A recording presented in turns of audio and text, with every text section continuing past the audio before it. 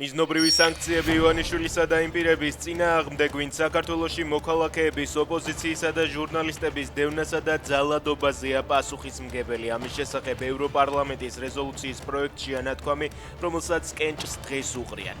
კრიტიკული გზავნილები გაჟღერდა საქართველოს შესახებ გამართულ დებატებზეც. ევროდეპუტატები ოცნებას პროევროპულ აქციებზე დაკავებულების გათავისუფლებისა და შემზღუდავი კანონების გაუქმებისკენ მოუწოდებენ. საქართველო და ქართველებო, თქვენ არ დაკარგულ ხართ ჩვენთვის, ევროკავშირისთვის, თქვა ევროპარლამენტარმა რასა იუკნევიჩიანემ, რომელმაც გამართულ დებატებზე ელენე ხოშტარიას წერილი წაიკითხა. ხიბულის მუნიციპალიტეტის სოფელ კურსებში მეწყერი ჩამოწვა, მიწის მასამ 5 სახლი დაანგრია. სტიქის შედეგად არავინ დაშავებულა, თუმცა მეწყრული ზონიდან 38 ოჯახის ევაკუაცია გახდა საჭირო. შექმნილი ვითარებიდან გამომდინარე მუნიციპალიტეტში მოქმედებს ცხელი ხაზი. თბილისში უცხო ქვეყნის მოქალაქეს თავს დაესხნენ, ფიზიკურად გაუსწორდნენ საფულე, ძვირადღირებული ტელეფონი და საათი გასტაცეს და მიიმალნენ. მატერიალური ზიანი 10,000 ლარს შეადგენს. მომხდარზე შინაგან საქმეთა სამინისტრომ 4 პირი დააკავა.